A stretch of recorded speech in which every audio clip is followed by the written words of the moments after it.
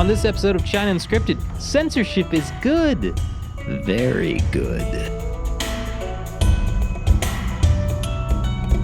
Welcome to China Unscripted. I'm Chris Chappell. I'm Shelley Zhang. And I'm Matt Ganeshta. And it's just us today, but that's okay. We have a lot to talk about. It's actually kind of a weird time to be doing a podcast because we're after Halloween, but before the election right now. We're in this weird nether zone. Maybe I'll just right now I'll say congratulations to each candidate, and then we can just edit it out and be the winner. So, But this is going to come out on Monday before anyone knows who the winner is. oh, that's a good point. But then won't it really be cool if we edit it and then it'll be like I predicted it? You can't do that because this podcast is coming out Monday. We'll release it a day later. And they'll be like, wow, how did he know? No, you would need to release it 2 days later at a minimum. Oh, I was Yeah, going to yes, say, like, if you think we'll know by Wednesday morning who the president is. I really hope we do because that would Yeah. make it a lot. Name one election where we didn't. Yeah. No, seriously, don't name it. We'll get fired by YouTube. No. Or something. We can't talk about the 2000 election? Oh. The hanging Chads. You Yes. remember that? If you Total remember the Chad hanging move. Chad, leave a comment below. Oh, yeah. That makes me feel old. Yeah, I do. I do really worry about what's going to happen because, I do a pretty good job on the Twitters to get all sides or both sides, whatever you want to say. And So everybody hates you? well, no, I'm just getting the content. I'm not Oh. responding. So I see everything from total Trump landslide to total Harris landslide and everything in between. Is there anything in between? Well, yeah, there's some that Trump will win a little bit, or Harris okay. will win by a little bit, Mhm. or someone will win the electoral but not the popular. So there's a spectrum in there. But the thing is, it's if I see these echo chambers, and just if you're in one of them, you just have no sense that there's even a possibility the other side could win. Yeah, I mean, first of all, I wonder how many of these, because I've seen some of these too, and I kind of wonder how many of the replies are real people. Yeah, I think that's a Versus, big problem. now bots of some on kind. all social media, Yeah. not just X. And just how many of this is building an echo chamber? How many of these are actual people believing this, or how many of this is trying to gin up this idea of confidence? Or I have no idea. But also, I thought you were going to go into when you were talking about let's not talk about the election stuff. I thought you were going to talk about the New York Times and Washington Post coming out with these hit pieces a few days ago about conservative media Oh, and I don't know if election I've seen denial. this. Do you know this? No. Yeah, so this is not to do with China specifically, but it does have to do with YouTube censorship stuff. So I think it's relevant to talk about where some conservative media personalities started publicizing these texts or emails they were getting from New York Times reporters asking them to comment on a story. Oh, I that think I they saw were- Ben Shapiro yeah, say something They were about that. preparing to do a story, and they were like, "So, can you tell us what kind of videos you've made about the topic of election denial, and confirm that you're making money from YouTube, this kind of stuff." And so both the Washington Post and the New York Times published within a day of each other articles about the dangers of essentially what it boils down to is having conservatives on YouTube. Because they were like, oh, well, these conservatives have pushed, conspiracy theories about the 2020 election. And, you mentioned Ben Shapiro. One of the things that they claimed that he did to push this conspiracy was literally talking to Donald Trump. Where Trump made the claim. Yeah. So the idea is that, and then they're like, oh, well, YouTube is profiting off of these conservative channels because these are YouTube partner program channels. So they're putting Well, they're profiting ads off of misinformation. Yes. That's the issue. So that's the idea. It is essentially the same playbook that they used during the adpocalypse. That was Yeah. Right. 2017 or something. And then also the second wave of that when, we were getting demonetized all the time for our Hong Kong coverage. Right. Because it was like, oh, well, this is a violent news event. The first wave was there was some terrorist groups that were posting recruitment videos on YouTube. And then that was reported in the Wall Street Journal or something. And then that was the first wave, 2017. Mm-hmm. And then YouTube started doing it for less and less severe violations, right? And they started doing it through And then I think with automation. COVID, Yeah. that was really like between 2019, 2020, 2021, like especially when COVID happened. Right. But we were demonetized so badly in Hong Kong, and we were in Hong Kong covering the protests. Yeah, YouTube had already put in those like things for advertisers where they could be like, oh, I don't want my ads on controversial news, current events topics, which is basically like all current events topics, So it was a bad time. Yeah. Mm-hmm. But yeah, the misinformation being used as a way to push censorship. It's really insidious. So I think we'll have to see whether this actually, if there's an effect from these articles, essentially trying to. It seems like they're trying to smear YouTube and force them to like deplatform these conservative channels, Right. because no other channels ever produce any kind of misinformation. Well, if YouTube was smart and they wanted to continue to make money from normal channels, what they should do is say, okay, but do you really want us, a private company run by a bunch of billionaires, to decide what is true and what is misinformation? And then people will be like, yeah, maybe not, because then YouTube basically has an excuse, and I know you're watching this, YouTube, to say we're not going to just demonetize half of our channels, because YouTube doesn't want to do that either, right? They just face a lot of public pressure from The New York Times. New York Times, and like it's so idiotic and short-sighted to want one of the largest companies in the world to arbitrarily decide what is true and what is misinformation. Like it's such a horrible, dangerous precedent. Nobody really wants this. Well, it won't be YouTube. It will be these independent fact checkers that are getting their money from the government, as we've reported on several times. And then it's actually just the government. Who in a roundabout way. the New York Times article was citing a report by Media Matters, which is like a media watchdog, but it is a left-leaning organization. So they're not going to be targeting like liberal channels and being like, well, there was like what about criticizing like when Obama or Biden will talk about the so-called Muslim ban, or that Trump said Nazis are very fine people. Like that misinformation is not being targeted. Yeah. Oh, also, and what if Trump wins the election tomorrow? Then who's in charge of the administration? Who gets to decide what's true and not true? So I think whichever side you're on, you can see that there's potentially a very serious risk. I do think that this is somewhat of a reaction on the New York Times and Washington Post on the legacy media side because we've seen both campaigns, the Harris and the Trump campaign, talk to a lot of podcasts. Mm-hmm. This is how the New York Times article opens, about the idea that podcasts have been influential in this year's election. They hate Joe Rogan. Not just Joe Rogan, but like all these other podcasts that they're going on. The Huok Toi podcast, #1 podcast in America. What? Is it? It might not be the #1. To me, it is. Okay. Matt, we're not going to explain this to you because you'll be disappointed. It'll take too long and you'll be very disappointed in the world. I kind of want to explain it now. No, I have a confession to make. I know what it is. Oh, okay. And it's because there was a joke about it in an America Uncovered script, like when it came out. And then I was had like, to look it up. What is the Hack Tua girl? And then I looked it up. And then I was heartbroken. Yeah.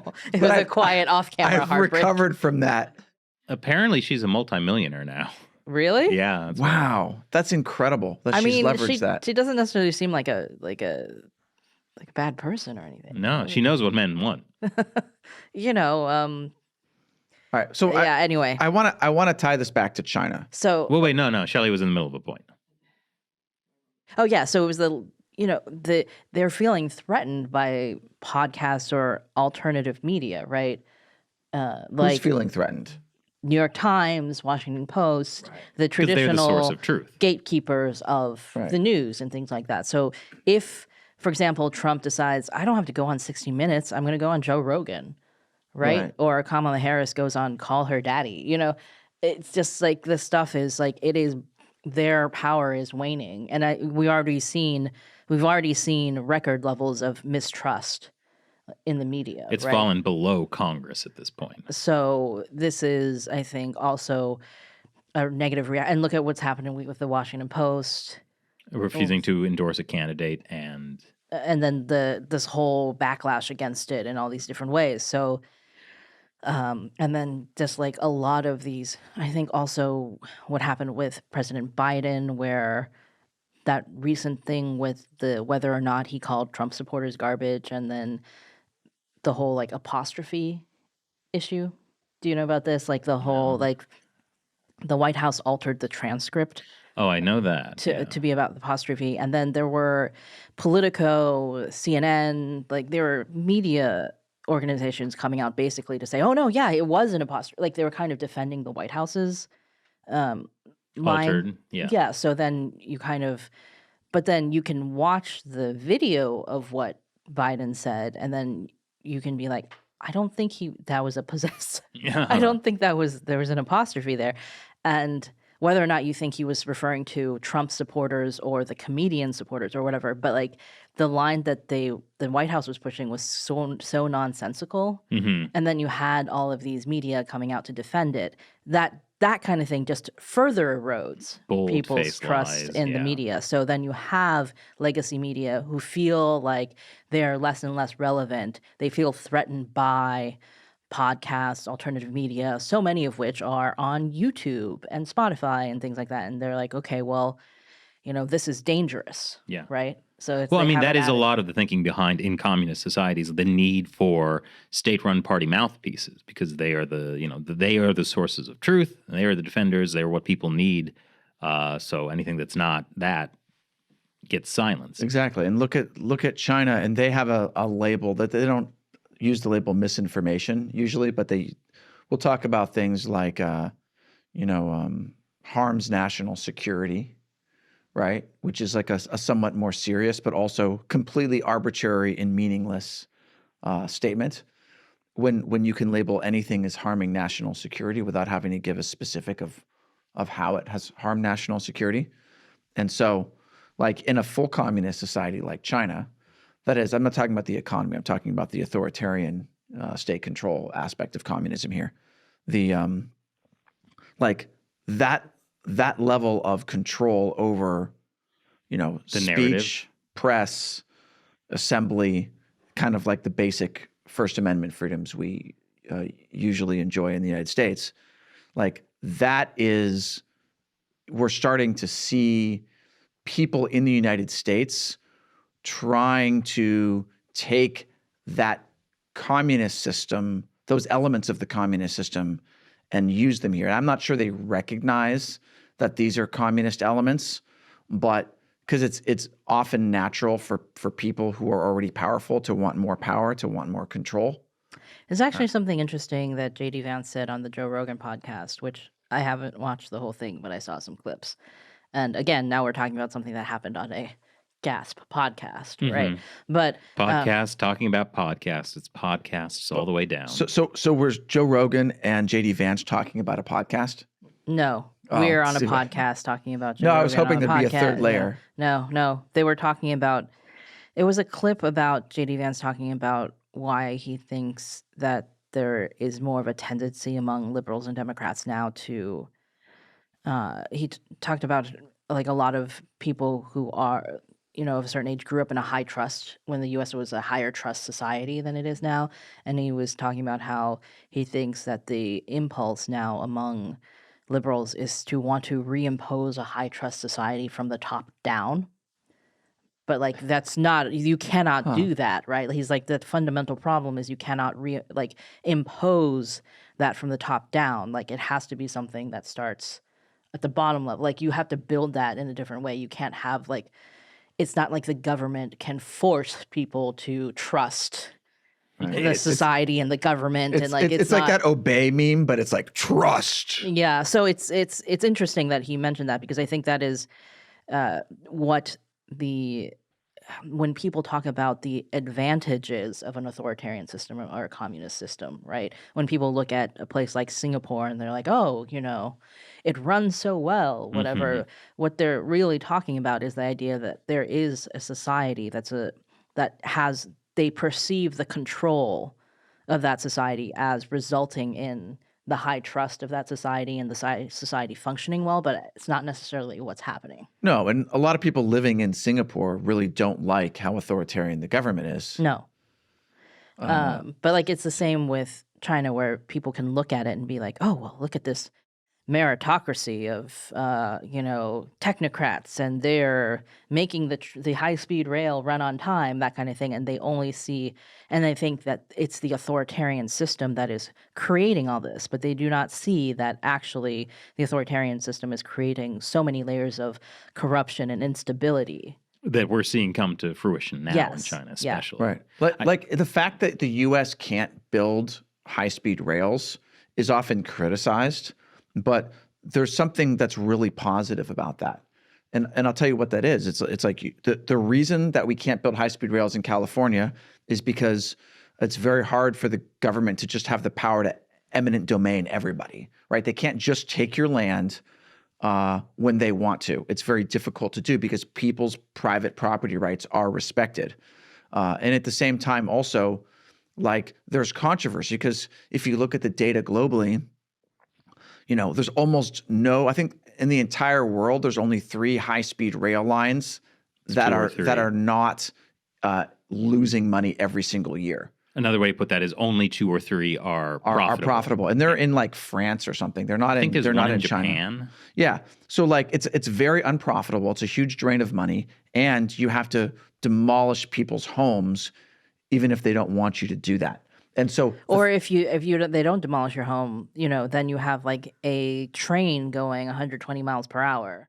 Right by your home, Right and you by your have no home. property value. Yeah. right. So there's So again, like I think it's a positive thing that it's so hard to do that in the United States. Honestly, it shows Yeah. that we're a free country. Well, Yeah. I mean, I think people are frustrated sometimes at what they see as like government waste, Right. right? And feeling like, oh, well, we can't do things as efficiently. But let me tell you, it's not efficient in the Chinese Communist Party system. Right. No. No, again, just have a lot of high-speed rails money. are always a drain on taxpayer money in almost every single case except 2 or 3, right? So that's waste. You literally spend billions of dollars and you're still losing money. Yeah, I think one of the things, I think what was said to me so clearly that like really gave me an understanding of the communist system and the ideology, and you see this even in the U.S. too, like with some of the things we're talking about. We interviewed a Cuban lawyer, Loretza Divertas. I hope I'm still pronouncing that correctly. Cuba is completely screwed right now. By the way, they don't have power. Is that not? Do they have less power than usual? Well, there's been blackouts. Places have just been like no power. And it's not because of like a natural disaster. It's just they just can't get the lights back Oh my on. gosh, it's like California and PG&E. What? All right, anyway, that's Well, anyway, so But- she go ahead. created. She was trying to. She's a lawyer. She was trying to like represent the Cuban people, and then the Communist Party representative came to her and was like, "Well, that's silly. The people's interests are represented by the party. We're taking care of the people. You leave the country. Yeah, I mean, I think this is the whole idea behind It's Big Brother." the Communist Party, right? It's like I'm talking about the CCP now. The whole Yeah. idea is that the party is the people. Yeah, yeah. Well, I mean, Big Brother is now so associated with like being scary that you miss the original intention, which is like, isn't it so nice to have a Big Brother watching after you, taking care of you? Yeah, Big Brother's watching you. Yeah, it's great. Mhm. And I mean, that's the same thing. Like they don't realize it because like if like any intellectual liberal working for the New York Times would be like, yes, 1984 is. They probably read it. They probably think that's bad, but they don't realize that they are doing the same things where they become the sole source of truth, and anything that is counter to them has to be crushed and silenced. Because, that's misinformation and that can be It's threatening dangerous. to- It's bad for Yes. people. Yes. Not that censorship is bad. Censorship could be good if, it's used in the right direction. Oh yeah, yeah. There's more and more people coming out and arguing that. We did a whole episode on America Uncovered about how many journalists are now rejecting the idea of objectivity. Oh, right. We did that a while ago. That right? was a while Yeah, ago. yeah. But yeah, I think, and then you lead to the kind of society where suddenly people are not allowed to celebrate Halloween because they're satirical costumes. Yeah, when you yeah, I just posted on X. So there's some meme where like there's the autocomplete going into Google about why censorship, and the autofill is like is important, is necessary, is important for us, is good in schools. Really? Yeah, I mean I didn't fact check that; it's part of a meme, but Uh-huh. so maybe check that. So you possibly be have spread misinformation. Let me live check that. Okay. Why censorship? All right. My results, and we can post this on the screen. Why censorship is bad, why censorship is important, why censorship should be allowed, why censorship is wrong, why censorship is good, why censorship in schools is good, why censorship is important in schools. This is That's also, exactly what I'm getting. That's So what it's- I'm getting to. It's kind of a mix. It's a mix, but More good than bad. yeah, which you could say, okay, it's balanced, but I don't know. Well, if I don't that's- know. Out of the top 1, 2, 3, 4, 5, 6, 7, 8, 9. Oh, so I have out of the top 9, I have 1, 2, 3, 4. Okay. It's better than I thought because when I first was looking at it, I could only see the top 6 and there was only like 2 bad ones. Yeah. Well, the interesting thing about all of this is, like, we've been kind of talking about how, like, I guess what you would say the left is pushing censorship. But, like, I don't believe for a second that the right wouldn't push that as well. I mean, historically, the the right right has. Yeah. Remember I mean, the they're censorship nonsense terms. of video games. They were upset about violence in video games. I remember that was a big thing. It's Like a whole in the 90s. satanic panic. Right. And then there's, the censorship of sex and nudity was traditionally a conservative thing, right? So there has been censorship. There's been very fine censorship on both sides. Yeah, and now they're putting, pornography in school children books. Yeah, that's... But yeah, that's the problem we're having now. Like, because we are in a postmodern society where there are no like universal truths. Truth is determined by whoever has the most power, who can shout the loudest. And I think this is one of the reasons Trump has been very successful. He's like a conservative postmodern Ubermensch, where I think what attracted a lot of people to him was that he didn't try to do the whole Ben Shapiro thing of like, trying to use facts, trying to use arguments. He just made fun and mocked and shamed. And I think a lot of people found that liberating. Like, oh, we don't have to have this rational discourse with our opponents, who are also not trying to have a rational discourse with us. They're just trying to shout us down. We can just shout them down too. And like, I think this is the bigger problem facing society, where it just becomes who can destroy the other side, not necessarily any kind of universal truth or goodness. It's a dangerous time. Yeah. Fortunately, if I had absolute power, I would solve everything. Mm-hmm. Bye. Taco Tuesday, Killing Fields Wednesday. Mm-hmm. What would you do about censorship? Well, nobody would need to be censored because they're dead. Or eating tacos. In which case they're happy. Or their mouths are full. Yeah. I can already see that our podcast would be censored by one side for promoting misinformation and by the other side for promoting violence. Well, no, both sides love promoting violence against your political opponents, right? It's okay to punch a Nazi. No. That's not the side I would say would be censoring us for. Do we need to add nudity to the show to get censored? All right, Nope. Chris, stand up. OnlyFans. Yeah, nothing below the waist. So a couple minutes ago, Shelley, you had brought up... I'd rather be playing Doki Doki right now and not Wow. saying something. Wow. Yeah. It's getting good. You got it. It's getting good. For those of you who also watch Gamers Unbeaten, Or who have not yet watched Gamers Unbeaten. yes, we've been doing, I think we've done 4 so far, live streams of Doki Doki Literature Club. And I did not realize until this fourth installment Don't spoil it for other people. what kind of game it was, because Chris was like, don't research anything about the game. So I went into it, completely naively. Hijinks ensued. Yeah. And right. still don't research anything. There are plenty of twists and turns. Yeah, no, you wanted to bring it back to China. I did. And actually Shelley had started to do this, which is I tried, but then you felt like you really had to talk about Trump being a postmodern Ubermensch. Yes, if it feels a very big brained thing I've discovered. So in China, on Halloween last week, there was some big brouhaha in Shanghai, especially on the streets, because people who were dressing up in costumes, just like any costume, were being arrested by police. Well, they wanted to essentially stop people from celebrating Halloween. Yeah. No Halloween in China. Yeah, and Halloween in China, because it's not traditionally a place where kids go out and go trick-or-treating, right? So the Halloween in China is mostly like, in places like Shanghai, it's kind of like adults coming out and dressing up in costumes. I mean, it's like that in New York. It's like that in New York City too, where you have the West Village Halloween parade. But the whole idea is that they did not want adults to come out dressed in costumes at night.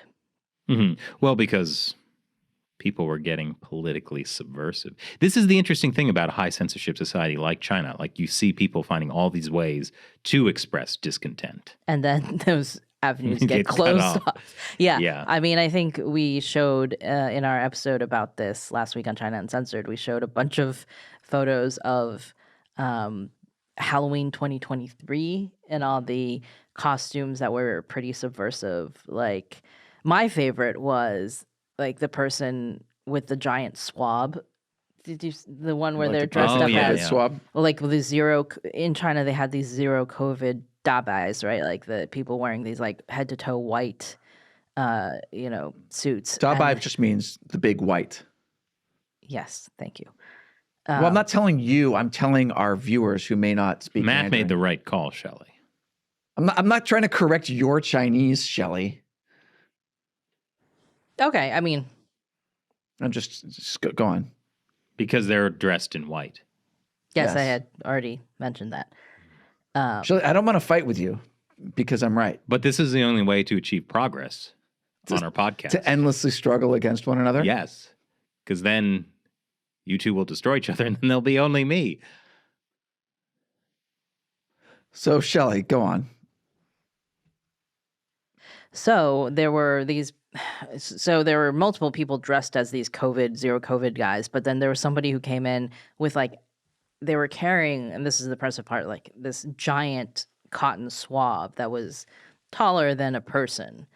And the photo was of them like swabbing a woman's mouth. So like there was like a woman leaning back, like pretending that she was going to get swabbed, and like somebody with a giant COVID swab. And this was too politically sensitive for the CCP. Well, it was not too long after zero COVID ended, which was that saw massive protests where people were actually calling for Xi Jinping and the CCP to step down. Like at the time, if you weren't watching China Uncensored yet, like at the time, people were being literally tested sometimes multiple times a day. Like you had to go function daily to go have somebody swab the inside of your mouth and make sure that you didn't have COVID in order to be able to move freely in society. This was also a system that a lot of Western media promoted. Well, I mean, at the time that they were promoting it, they were just promoting the lockdowns. They hadn't started the like mass testing stuff yet. That wasn't until later. But yeah, at the time, in the beginning, like say February or March of 2020, there were like the World Health Organization guy who came out and was like, if I'd want to be in China. They got it down. Yeah. New York Times. And we made an episode. It was called The Cure for the Coronavirus is Not Authoritarianism. And YouTube took it down. Oh, right. They eventually reinstated it after a big fuss. But ironic, huh? Yeah, I mean, that one was because we had showed actual clips of what was happening to people. Like this woman being dragged into like a box, Oh, yeah, yeah. and screaming, People being welded into their apartments and starving to death. I mean, I don't think anybody starved to death. I think we They should. just they No, just no, went there were hungry. people who did starve to death in these lockdowns. Yeah, Do we Yeah. have? yeah.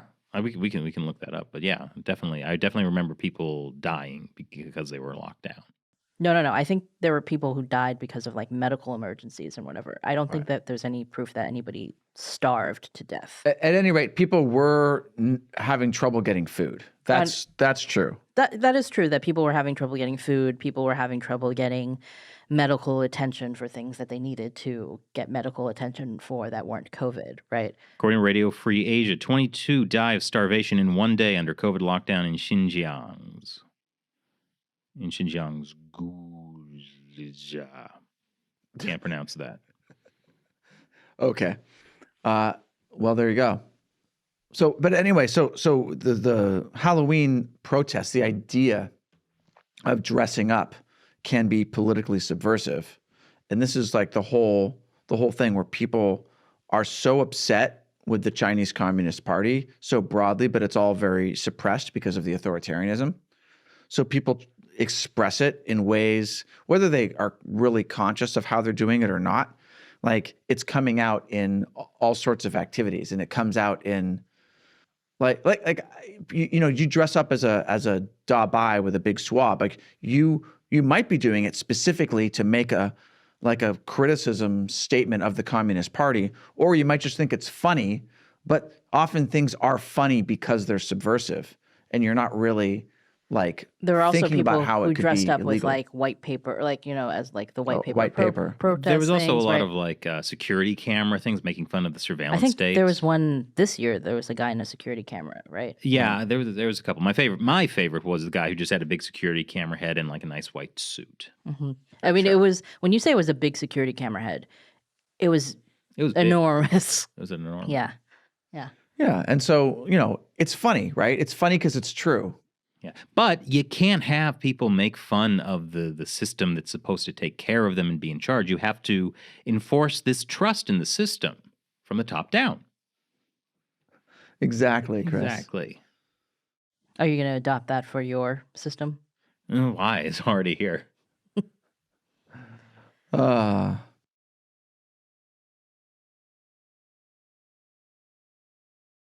They say that in any conversation, like every 8 minutes, there's an awkward silence. No, I don't think that's true. We have to push through and edit out the awkward silences. That's true. You can't have, it's not like it could be a real conversation. Yeah, you never see awkward silences in Joe Rogan. Or movies. Unless it's designed to be that way. Yeah. I'm sure Tarantino has done that. Awkward silence, then someone's cutting half with a sword. Not all his movies have swords. Most of them have guns. Name one of his movies that doesn't have a sword or similar sharp object. I mean, I guess Pulp Fiction does have a sword eventually. Yeah. What about Reservoir Dogs? Oh, there's a knife. Oh gosh. Hey, let's talk about something else. All right. The hackening of the 2024 election campaigns. What about it? We were talking about, you mentioned earlier, like how, like on all of these, like on X and all the social media, like these echo chambers, you wondered how many of these comments were bots. Mm-hmm. And I think it is interesting that there has been evidence in the past that a lot of these are Chinese fake spam accounts designed to purposefully increase the divide in the U.S. It's interesting because I think it's unclear. I think we still don't have a good grasp on how effective these things are and like how widespread. Because then it turned out that some of the Russian bot stuff may have been a little overblown. Yeah. But like at the time in 2020, it was for the election. Like it was like this was a huge deal, and then afterwards, there was some more research that showed that perhaps there weren't as many or didn't have this effect. And there was some weird, once you have like other incentives, like, if you're being funded as an organization to find certain types of disinformation and then like you get there are incentives to find Russian bots maybe, and even if they're not as many or as influential, to kind of hype that up. So Make a big story out of it, so Yeah. you get the clicks and stuff. But I mean, it does show that, well, all these big authoritarian regimes, but especially China, is interested in influencing U.S. elections. And just recently, there was a big scandal where it came out that, well, Chinese affiliated hackers hacked into the presidential campaigns on both sides. Really? So they're bipartisan, which is nice. That's right. I mean, I think like the investigation is still ongoing. They like hack these telecommunication companies and specifically to target people in the campaigns. target their phones, right? I believe so. Yeah. And it's unclear what, if any, information was actually taken. But it is an example that, remember, we're all fellow countrymen. We have our enemies should be the Chinese Communist Party, not each other. Who did they target? They targeted like Trump and JD Vance and There was also Schumer and Someone in Harris's campaign, right? yeah, I don't know if they got to Harris's phone specifically. Yeah, I don't know if it was her exactly. I'll tell you in just a second. Yeah, it was the hack specifically targeted data from phones used by presidential candidate Donald Trump, JD Vance, staff members of both, so staff members of Kamala Harris's campaign, and Senator Chuck Schumer. It's interesting that and also Schumer. Why not? Yeah. Well, you can, Well, Schumer has been pretty, very much on the side of standing up to the Chinese Communist Party. Yeah, I think he's very like national security. And I admire that. I think he was kind because of pro-tariff, like when he was. Trump was doing those tariffs back in. Yeah, and this was something like just I was talking about how we have to remember that the Chinese Communist Party is our real enemy. There were times when he would actually, put aside his differences with Trump and be like, yeah, that was a good idea, specifically about the tariffs. Yeah, and I think at the time I felt like, whoa, that's so unusual. At that time, yeah. Although it used to not be quite so fragmented all the time. But anyway, yeah, I think within our adult lifetimes, it's gotten worse and worse in terms of. Well, I mean, Schumer's old. And so he remembers the days when it was okay to reach across the aisle. Maybe. I mean, Biden is old. He called a bunch of people garbage. Yeah, I mean, I think Biden has, in general, as president, he has tried to do bipartisan stuff because, in general, when a person gets elected president, I believe, and maybe I'm too idealistic here, but I believe that regardless of which party they start with, they do try to be president for all Americans. And maybe it doesn't seem that way in the campaign, but presidents may have more luck getting legislation passed when it's spearheaded by their own party. But that doesn't mean they're not, like, no Republican president doesn't meet with Democrats or vice versa, right? They're always trying to get Congress to work on stuff that they want to have done. Well, because this is the beautiful thing about the American system is like you have to. Right. You can't just have a one-party state. Right. Or like in a parliamentary system, your prime minister is the head of whichever party has won the most seats. So there's it makes it much, much easier to pass legislation. Oh, I mean, unless it's one of those coalition government situations. Sure. So there can be other. There's other things but we don't have more than two parties that have any federal elected officials. So it's a two-party system. And the thing that you could say slows it down or makes it less efficient, but also protects people against too many bad laws too quickly is this inefficiency of having the president potentially from a different party. And we also often see this, like, a president gets elected and, like Obama gets elected, he's a Democrat. You have a big blue wave in 2008, and then gradually Congress starts to shift further and further red because it's a little bit like a referendum on the Obama administration, even though he gets reelected. And so it gets harder for him to get things done. I mean, I really, like in a 4-year term, even if you come in with like the best case scenario for a president is he comes in with like majority on his party in the House and Senate or her Right. party, right? And then you have probably at most 2 years before the midterms, and like often there's some kind of reversal. reversal in the midterms, whether Right. it's like the House flips or the Senate Right, flips because or no matter whatever. who gets elected president, people are going to be unhappy. And so the way people deal with that unhappiness is to vote in someone different, right? And it doesn't even mean they vote in a different president. They might just be like, oh, well, I don't like how this, Democrat-led blank is working, so I'm going to vote for a Republican, but locally, or for my U.S. representative for my state. Well, I mean, you can't vote for president more than every 4 years, so you can try, but it won't work. you're stuck with, it's not like California where you could recall the governor, right? No. Yeah. But I mean, people forget this because we all get focused on the presidential election. There's so many other elections happening in the U.S. and like really your local officials, like very local, your judges, your state, they have a lot more power and influence over your life than the president. The president primarily is supposed to be in charge of like foreign things. Well, not necessarily. Like foreign policy is the one thing that they have almost complete executive control over, but of course the president can influence a lot of other things too. And especially over time, you've seen the position of the presidency gaining more and more power. More executive orders. Yeah. Which are basically like laws that don't have to go through Congress. But of course, there are way more people who vote in presidential elections than vote in midterm elections or I think vote it's in still local like elections. that idea of like the king. People kind of think of it like that. Like people want a king, or they just think the president is like their king.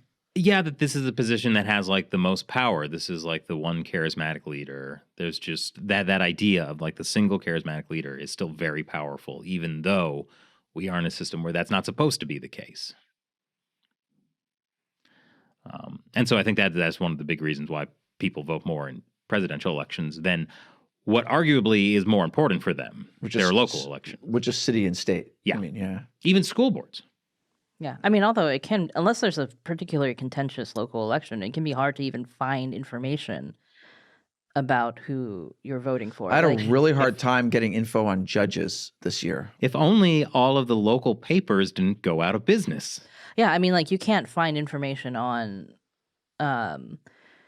it differs on different places, right? Not everywhere do you vote for judges, but in New York City you do, and then you can't find information on who any of these people are. Is that something that America Uncovered could do somehow? I don't know. Like, I mean, there's so many local things. There's so many You local could cover elections. local things in 1,000 cities. There are some media companies that are trying to restore some kind of like local news kind of thing, which they all got gutted because you can't make money anymore off of like classifieds and ads. Like the way that local newspapers were making money, they couldn't anymore, so they couldn't survive. But I think there are some companies that are trying to reestablish local newsrooms. I don't know how well it's going. Yeah. But that's really important because people need to know who these people are and those are the elections that really matter.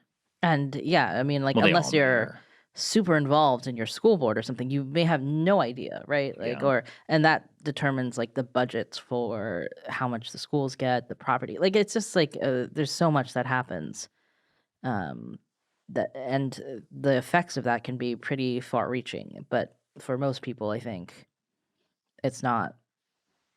It doesn't.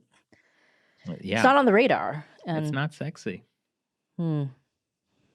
Except that one school board election in Fairfax where it turned into like, remember the dad got thrown out of the, like there was that was probably the only one that really got because it touched on the attention. culture war. Yes, with it did touch on the culture wars, but actually the interesting thing about that school board election is I think it was Matt Taibbi who went and did reporting on it after the fact and found out that the actual issue that had started this whole like culture war thing in the school board was not about boys and girls bathrooms or like any of this kind of stuff. It was actually about the school board wanted to gut the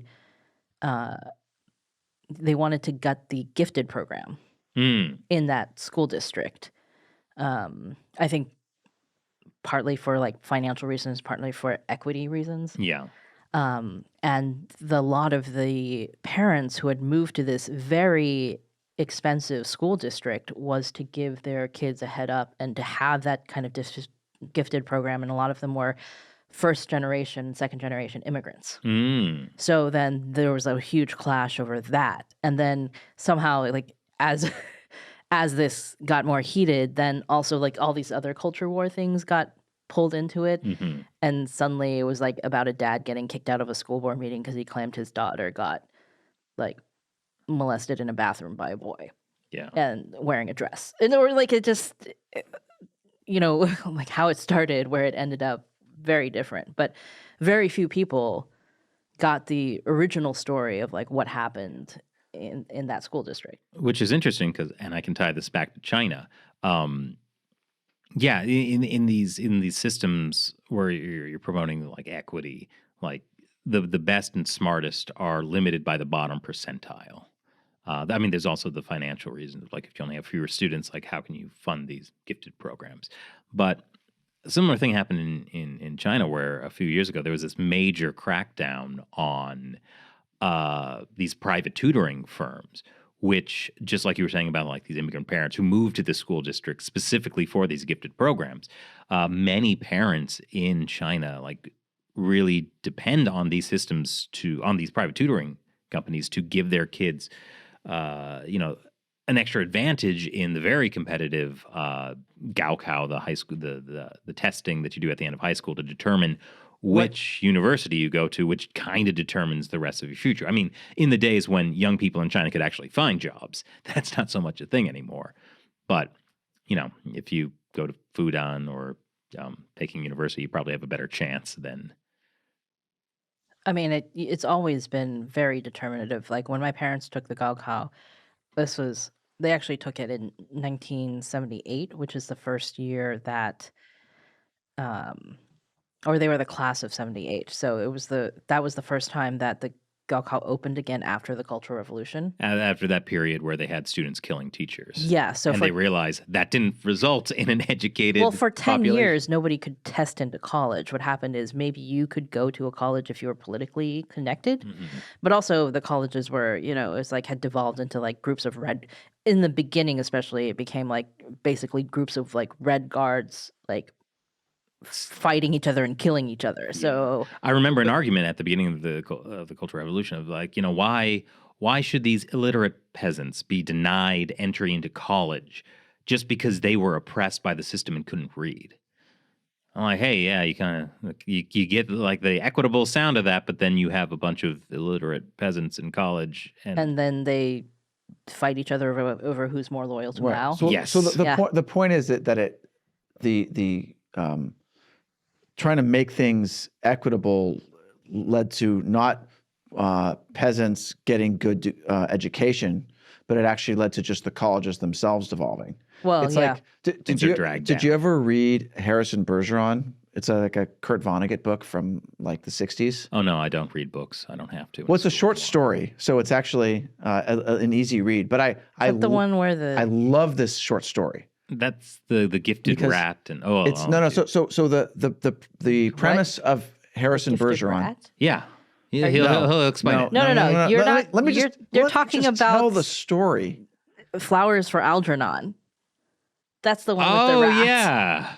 All right, this has nothing to do with it. Okay, so then maybe I don't. So maybe this, I actually haven't read there's this. like the sci-fi future, okay, in Harrison Bergeron, and Harrison Bergeron is like this very Bergeron, Algernon. Come on, I see what happened. So he's it takes place in a future where the government has passed all these like 200 something amendments to the Constitution, each to create a more perfect society where people are more and more equal. So everything that's unequal, they try to make more equal.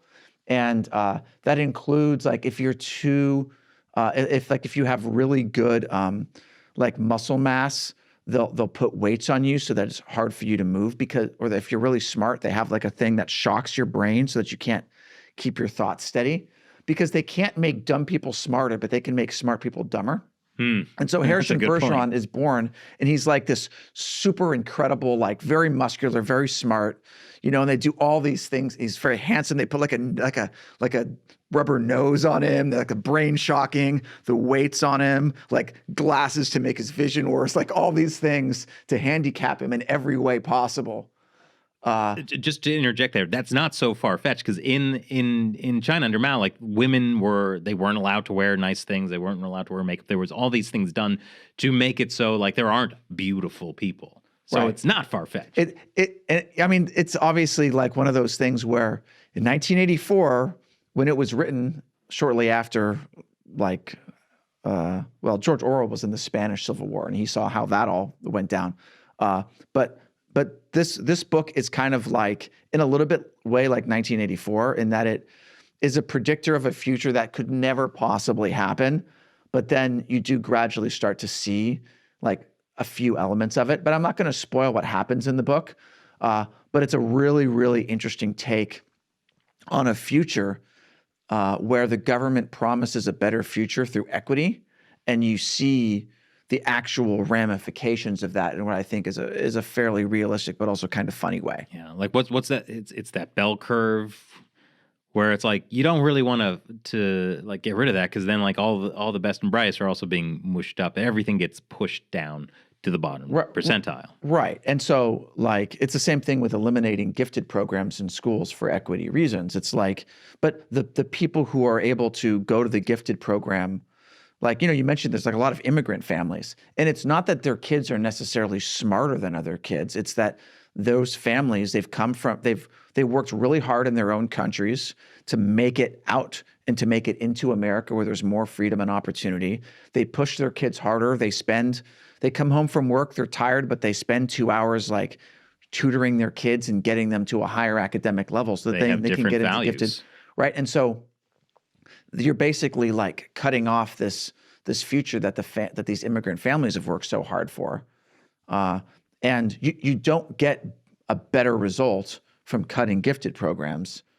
And I do genuinely believe that everyone, no matter what their intelligence level, has really valuable things about them. And some people might not have a high IQ, but they might be really loving, generous people, or they might be really good at sports, or they might be really good at this or that. And I think like it's important to understand and find this diversity to be of value, but that doesn't mean we should take one specific element of value, which is like high academic performance, and then just say, oh, well, that's not equitable, so cut that off. And then like if you start doing that, then you start to continuously cut off everything that has value. Oh, this person is too generous. Well, let's cut that off. This person is like too good at raising children. Let's cut that. Like, let's send the kids to the state. Like all State-run schools. It sounds crazy, but that's what happens when you start having top-down enforcement of equity in a way that takes the best of the field and brings it down so that things are more equitable. I think it's also what you see in a society like Chinese society under communism is you're not even looking at people anymore because people are cogs in a machine, right? Like they're cogs in the communist system. So like what you're saying almost has this idea of like, well, we want people to feel like they're equal. Like we want people to, but like all the cogs in the machine to be the same size. So they're interchangeable parts. Or you want to fit them where you want to fit them. And this is why I think it's comical when they're, like kind of American socialists or like, when the revolution happens, I'm going to be able to go make art, on my commune. The Star or Trek something. promise. Yeah, like it's what happens is you do not get a choice in what your future is going to be, right? Like in an authoritarian system, in the Chinese Marxist-Leninist system, like you don't have these options or opportunities necessarily. And when my parents took the Gaokao, their score determined which university they could go to. Which it still does. But at the time, like my mother tested into a geological university. And it's not that she had no interest in geology, but she had to get a degree in hydrogeology because she got sent to a geological university. Like, it's, and the, so the idea. It wasn't that she performed well on that subject in the Gaokao either. It was just like, Her ranking, between yeah. 97.1 and 97.2%, you go to this university. Between 97.3 and 97.4, you go to this university. And yeah, like, and frankly, like, she was lucky to get into university because that was the first time it was open in 10 years. So anybody who got into university that year, like, you were competing against people for like 10 years of Gaokaos, had right? not been able to go. So my mom said the youngest person in her class was 16 and the oldest was 50. Wow. So like people were like really dying for this opportunity, right? So Right. it was a difficult thing. So she couldn't complain about getting. My mom loved like literature and the arts, and she became a hydrogeologist because that's what she had to do. Do you think that know? had an impact on like an entire generation of Chinese parenting? Well, I mean, I think it does kind of. There's this like idea of practicality where it's like, go be a CPA. Like, it doesn't matter what don't you do the want thing to you do. love. Yeah, like, don't do the thing you love. Just like, you have to get a job. So like, you do the thing that you think is going to get you the most stable job, right? But anyway, like, my point was that like the machine doesn't care. The system doesn't really care about whether you want to go do art. Yeah. Like, maybe if you're super talented, like I have an uncle who was like a very talented artist, and he actually did get to he go to an art university, and what did he end up doing? He had to work for the propaganda department. Like, Make propaganda posters. and no, he didn't make propaganda. He was like, the propaganda department had an art magazine. So he was editing. It was for like a state-run newspaper, Yeah, it was right? like a state-run art journal kind of thing. So, I mean, in some ways, it was an advantageous position because he worked for the state. So, like, people would call him and like ask him to do them favors and stuff like that. So he had like influence in a way, but he hated the whole thing, and he like couldn't wait to come to America. And he ended up like in America, he managing a Chinese restaurant until he retired, and now he paints. But like, he said he'd rather do that than be stuck in this like prestigious like propaganda job. That's amazing. In China. But like, so like, even if you do get to do art or whatever you want, like, you don't necessarily get to decide what you do with that art, right? And then there's always the risk that the state will be like, well, okay, everyone go to the countryside. Yeah. Which Xi Jinping is kind of pushing now. After his big push for urbanization. Well, I mean, he himself went to the countryside. So maybe he thinks that like it'll do these young people good. All these youngsters complaining about not having jobs and having no future. They just gotta, I don't know what they gotta do. It's a really bad situation in China now. Yeah, I mean, and that's the thing. There was this brief period where there was like this illusion of like, okay, now we're past that, like, state assigning you to like a specific job. Like, oh, hey, like Jack Ma, he rose up thanks to lots of connections with the state and started Alibaba. And now he's like this, kind of celebrity, rich, one of the richest men in Asia. And then what happens? He says the wrong thing, disappears. And now what is he doing? He's like, I think he's living in Japan. He's like teaching. Yeah. Well, so interestingly, how did Jack Ma start? Like, what was his first career? I forget off the top. Teaching, right? He was teaching. Yeah. He was teaching English, like, private teaching. And we're talking about private tutoring, which is like this. In 2021, the CCP basically banned all private tutoring because, I mean, on the surface, it was this kind of equity thing, right? Yeah, I mean, on the surface, I think also they accused the industry of being very corrupt. Right. So, which, I mean, possibly it probably be was, surprised. but like every industry is very corrupt. So, but it was also like $100 billion industry that they just like shut down overnight. And so a lot of people lost jobs, and a lot of parents whose kids were like relying on these tutors to help get them. Well, this is what right? Chris is talking about, right? Like, suddenly it's back. Right. Like, suddenly it's like, oh, we need more private tutoring because maybe these young people can. Yeah, let me pull that up. Well, what I read is that it's actually, there's been no, what is it, the Reuters said, that there has been no formal acknowledgement of a change in policy, but there is now tacit consent from policymakers to allow the tutoring industry to grow, which is worse, right? Because it's kind of like they're letting it happen, but they're not officially saying it. So they could just pull the plug Again? again at any point, or they could pull the plug on a particular. It opens the door for more arbitrary I enforcement mean, I without think this recourse. is what the tech industry should have learned in China, right? When also there was that sudden massive crackdown on tech companies. Kind of starting with Jack Ma disappearing. Yeah, I mean, not just Jack Ma, but like Yeah, the that's whole across the board. It was across, and just in general, the idea that there needs to be more regulation, more state control. We can't have this runaway, like private industry. Well, Even because though, that's like, not the super efficient Chinese meritocracy system. even though these private industries were always controlled, and I think that, well, have we talked about this? That one of the reasons that this is probably happening also is because a lot of the there are a lot of CCP officials who made money in these private industries, like in tech, right? I think we did a China Uncensored episode about this a while ago, but some of them were in the faction that was against Xi Jinping, right? So like this factional infighting within the CCP can spill out, like the Jiang Zemin's son and grandson, right? Like both had lots of business interests that were then in real estate and tech and stuff that like that's one of the many reasons that these things are targeted or specific companies are targeted. Yeah, it's nothing to do with the thing itself. You're just kind of slaved to the whims of the bureaucracy that's in charge. And that infighting among the CCP officials, you know, it's like it's it's not stable. There's a lot of instability. Yeah.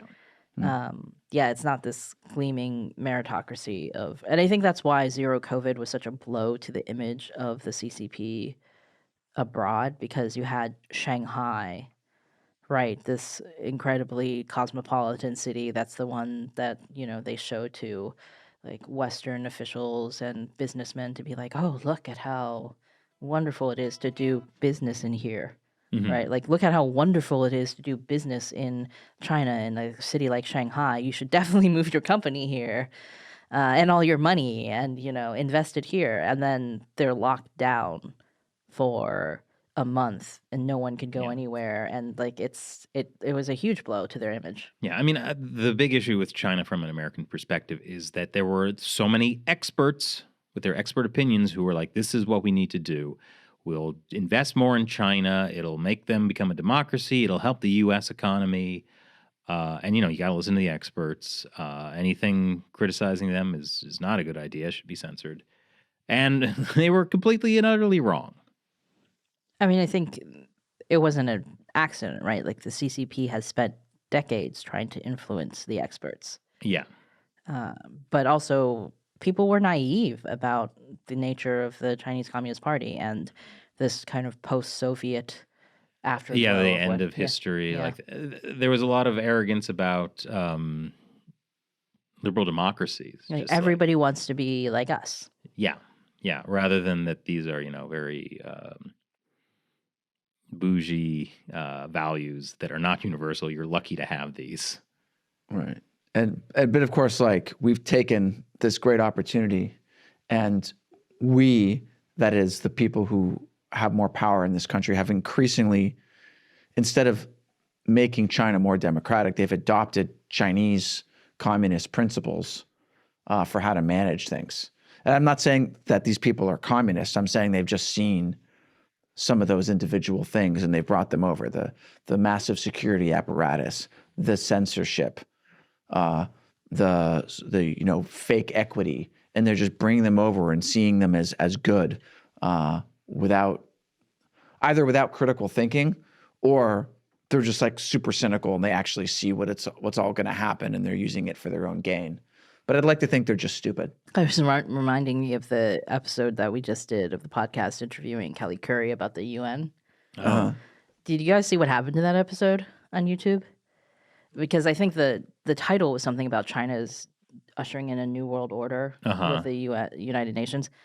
And underneath it is the Wikipedia article for New World Order. That is like, it's like one of those, remember when we would do stuff about COVID and there would constantly be those like little blurbs underneath? They still do that for certain Like the things. World Health Organization is blah, blah, blah, blah, right? So it was one, but about how the New World Order is a conspiracy theory. So because you had used the words New World Order, not talking about that New World Order, but about China actually making a new world order, we got the little Wikipedia conspiracy theory disclaimer. That's good. Otherwise, people might get a misinformation. Yes. Right. Yeah. It's also like censorship is so pervasive that like YouTube has just designated bots to go and like find search terms, right? Like had a human watch that episode or that clip, like it would be so obvious that we weren't talking about that New World Order. And we're in fact talking about China's new world order. It's also like on Facebook, like if people search for China Uncensored on Facebook, they get a warning of like, are you sure you want to proceed? The keywords in the search term have been associated with sexually explicit things. Yeah, Chris, you made a mistake all those years ago naming the show China Uncensored. You should have thought of, something. And there's like no human I can talk to be like, hey, that's not what this uncensored means. Please stop trying to discourage people from finding us. It's just like these little bits of censorship on every platform all the time. And China Uncensored is basically dead on Facebook now. Yeah. I mean, Facebook is basically dead in my opinion, but yeah. It's pretty meta. There we go. Nice. We find the humor in it. Yeah. So we had like 10, 20 different things to talk about, but I feel like we've gone in a very different direction than I anticipated. But it was very, internally consistent, I think, in the messaging about it. I liked it. Predictions on who's going to win tomorrow? No. Chris Christie. Oh, yeah. How did I not see that's where you guys were going? I don't know. You just don't have a vision of the future. Like Chris Christie? Yeah. I want to put out, like, I've been debating on this. I want to put out, like, America Uncovered's projected winner, Chris Christie. But I'm afraid that might get, like, me in trouble for, like... Misinformation or some kind of election interference. Oh, yeah. Right. I don't think you should do that before the election. Right. I mean, maybe people... But then it can't be projected winner. Right. People who have not been watching America Uncovered don't know the whole thing. Oh, that's true. This seems really weird if you haven't. People are like, wait, you're going to write in Chris Christie? Like, no, that's not the joke. When you have to explain the joke, I feel like the joke is over. Yeah. But essentially, there's a running joke about Chris Christie on America Uncovered. America Uncovered's choice for our officially endorsed presidential candidate. What was the line? Despite him not running. Yeah. Just because he's not running doesn't mean he can't win or something like that. Yeah, that's pretty good. Yeah. Good thing we came up with it. Yeah. Oh yeah. Yeah, oh man, the next couple of months will be wild in this country. Yeah, I kind of feel like whichever side wins it is. No matter who wins, we lose. Well, I don't know if that's true. I just think it's going to be pretty crazy. It's going to be crazy. Unless the winner is Chris Christie. I mean, that would just like everyone would like stop for a moment and like not be able to process how to move forward. Because currently it's after tomorrow, only half the country is going to stop and not be able to move forward. Yeah, which I mean is the problem I was talking about before. Like there's just each side is in completely different realities. They look at the same information, come to different conclusions. But I feel like there must be people in the middle, right, who can see. I think there's a lot of people in the middle. Look, if there weren't people in the middle, there wouldn't be such thing as swing states, right? That's true. And I think also the thing is that you can't boil down people's political views necessarily into who they vote for president. Mm-hmm. Because like people may have all different reasons for why they're voting for a certain person. No, it's very easy. If you vote for the wrong candidate, you're evil. But like remember how in 2020 there were a lot of people who were Bernie Sanders supporters who then ended up going to be Trump supporters instead of Biden. Were there a lot? Remember we covered that one like Trump rally in D.C.? I do remember there were some Bernie Sanders There's a lot of supporters. Bernie Sanders people. I'm not saying all Sanders supporters became Trump supporters. I'm saying there was a group of them because their view wasn't a left-right. It was a establishment, anti-establishment. Yeah, there's actually... Was this? Was this the Young Turks that was talking about this? I've seen so many takes on Twitter, I can't remember anymore. But there's something about populism Hmm. and how, like, there was like the right populism and the left populism, right? And like Yeah. the left populism was like Bernie Sanders, and like the right populism was Trump, and how essentially the Republican Party ended up adopting Trump. Like when Trump won the primary in 2016, like he was able to essentially like turn the Republican Party in a different direction, Yeah. right? To more of this like populist. I don't even know if populist is the right Yeah. word to It use isn't because like the people, Christian right that a Ye- lot of people still think or is like the what Republicans are about. neoconservative, right? Right. Neocons, yeah. Yeah. So then people were saying, like, okay, so the right kind of became a more populist party. And then there was a similar impulse on the left with like the Bernie Sanders group. And then, but what the Democrats did was like essentially the establishment Democrats crushed Hmm. that wing of the party and we're like, no, we're gonna do everything we can to like undermine Bernie Sanders. He is not gonna win the nomination. You know, And this that kind that reached like an extreme level with Kamala Harris's appointment, where whatever the establishment is essentially forced Biden out and appointed her. Yes. So the idea then is that like one party became, in response to these impulses, more populist, and the other party became more establishment. Hmm. And then like now like those, it wasn't always that way, Yeah. you know, but that's what it's become now in the election, whereas like a lot of why has Trump resonated more with like blue collar working class And even like more minorities. low propensity voters, like people who don't usually vote in elections, and yes, even minority, right? It's like where it's kind of like that's, and like the Democratic Party has become more like white liberal establishment, Who kind and of favor this top-down approach.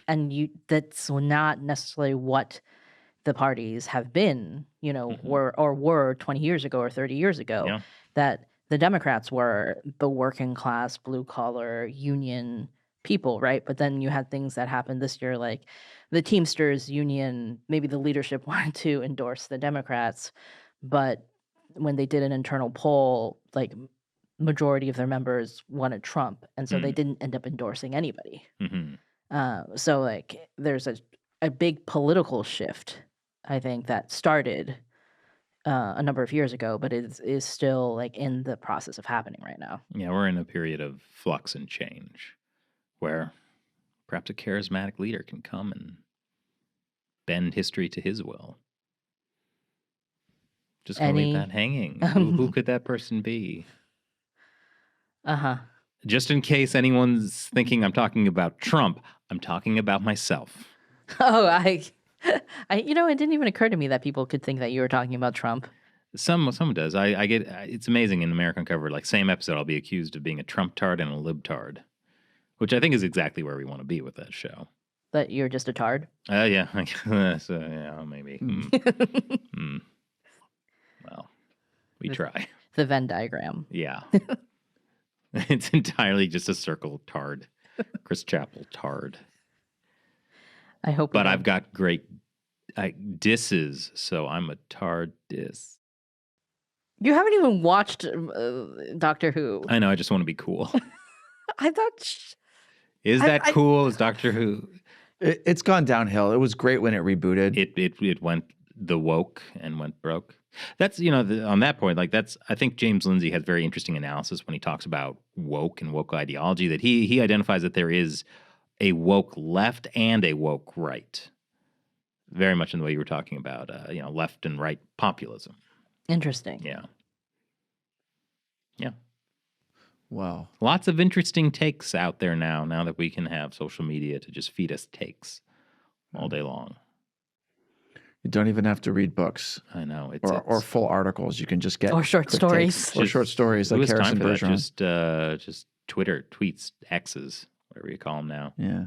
I mean, I do have to say I am guilty of not having watched an entire podcast, but only having seen like 37 or so 32 2-minute clips of the podcast. Yeah. So. I mean, all of these takes, I tell you, it just makes me want to take 5.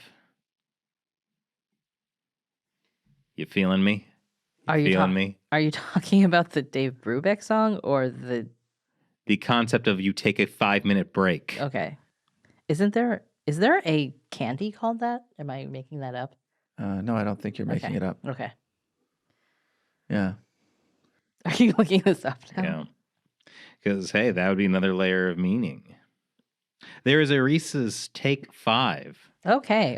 So I'm not crazy. when I take 5, I'll eat a Take 5. And you can listen to Dave Brubeck's Take Yeah, 5. yeah, there you go. Wow. All right. Now that's the kind of takes you don't get on good podcasts. Thank you for watching China Unscripted. I'm Chris Chappell. I'm Shelley John. And I'm Matt And we'll Ganesta. talk to you next time with takes.